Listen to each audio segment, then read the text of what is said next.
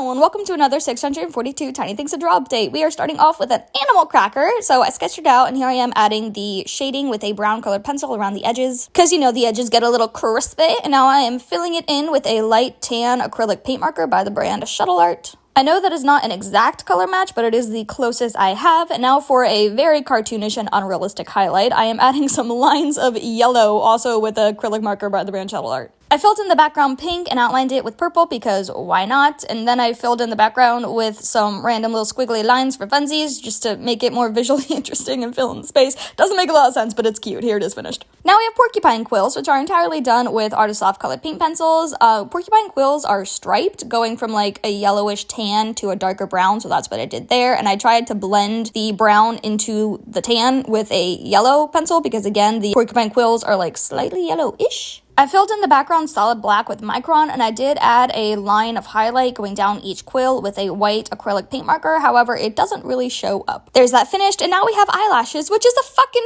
repeat. I swear to God, we had eyelash very early on in the book. So to differentiate the two, I tried to make these ones like fake eyelashes that are still in their packaging. I added a little bit of a drop shadow underneath the lashes with graphite, and now I'm filling in the lashes with a black colored pencil. Then went over them again in Micron, and they look very fluffy. I darkened the shadows, then added a border in Micron and called it done. Here it is finished. Next we have a spool of thread, which is mostly done in Micron, and I used short dashes with a thin, very thin Micron to try to get that thread texture. For the darker areas, I used more lines on top of lines, so essentially hatching. And I put down a few curved guidelines first, so hopefully all of my tiny dashes will be going in the same direction with the same curvature. It didn't work out perfectly, but I added a label on the top and filled in the rim blue just for a pop of color. I added a little bit of string hanging down at the bottom there, and now it's done. It's a little wonky, but I think it's cute. Now we have a razor blade, and fair warning, this one gets a little bloody. I put down a base layer of graphite first, and then filled it in with shiny silver watercolor by the brand Artecho because I like my metals to be shiny. I shaded the blade a little bit with a darker silver, and then I filled in the background brown and darkened the edges to give it some moody lighting because I thought that was fitting.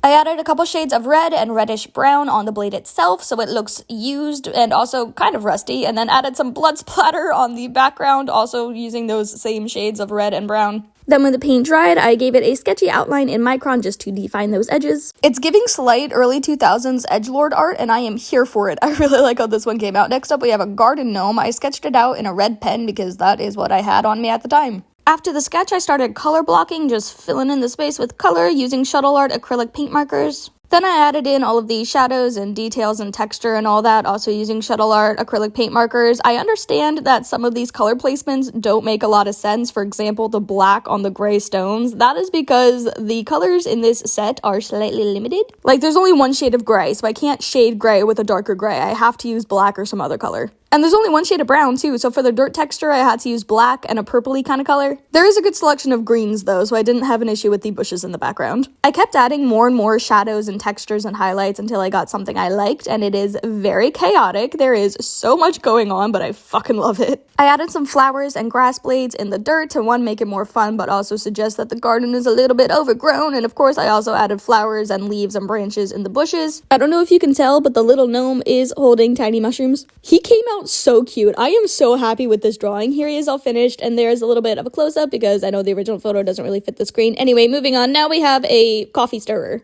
This doodle is entirely done in a red ballpoint pen because I was not really motivated to draw today and this prompt did not spark joy. I was going for one of those shaped stirrers that fit into the hole of the lid to prevent spills, but I couldn't quite get the perspective of this angle, so it doesn't look right, and everything being shade of red doesn't help. I don't think I shaded the lid quite right either, so I know it doesn't really look like what it's supposed to be, but you can, at the very least, you can tell that the stirrer is a heart shape. Moving on, we have a computer memory stick, aka flash drive. This is another one I was not excited to draw. I tried to make the flash drive have one of those shaped covers. This is a little mushroom, of course, because mushies are cute. I tried to draw this from a more interesting angle, which is what that awkward sketchy cube down in the bottom left of the page is, but it wasn't working at all, so I went for a boring angle instead. This is entirely done in Shuttle Art acrylic paint markers. Here we have the stirrer and the flash drive all done. I don't really like either of them, so moving on, now we have a carrot stick. Or rather, just a carrot, because carrot sticks are just orange blobs that don't really have a lot of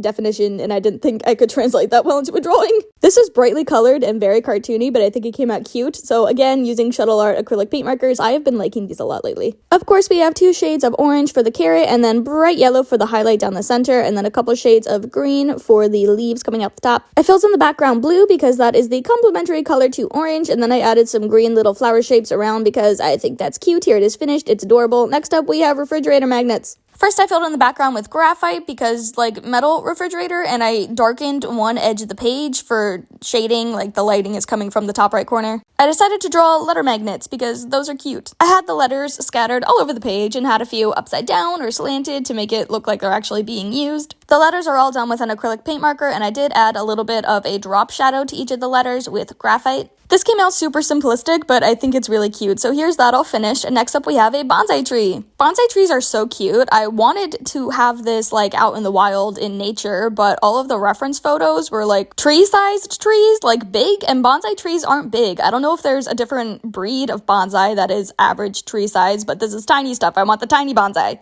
I still went for the more natural outdoorsy look, however, now there is no reference for scale, so it just looks like a tree instead of a tiny tree. I could have fixed the scale issue by putting it in a pot, but that takes it out of the outdoors. Anyway, this is done with Shuttle Art acrylic paint markers. And I filled in the background with a blue colored pencil. I think this came out super cute. Here it is finished. Here we have cotton candy strands, which is very difficult, and I did not know how to approach this, so I tried to go for the generic texture of cotton candy. This is done in Artecho watercolor, and of course I put down a cotton candy pink as the background, and then I'm adding in some shading with a darker pink. I didn't have a plan for the shadows, I just wanted to make it look kind of puffy and cloudy, and here I am adding the strand texture by fanning out the brush and making those little squiggly lines. It doesn't look like cotton candy, but it does look cool. Moving on, we have a mustache comb. I was not excited to draw this in the slightest, so I didn't really try on it, but I'm using Artecho watercolor again because I already had that out. I half-assed the generic shape of a comb with brown and then filled in the background blue, and now I am adding the outlines and details with Micron. And by details, I mean squiggly lines as a half-ass attempt at wood texture, and now I'm adding more squiggly lines on the teeth of the comb, added a bit of shading, and we're calling this done. I don't like it. For the last doodle of this update, we have a bottle opener. Not gonna lie, that kind of looks like a toe or an Among Us character. But in any case, I have the bottle opener up against a bottle cap, so it's like it's about to open the bottle.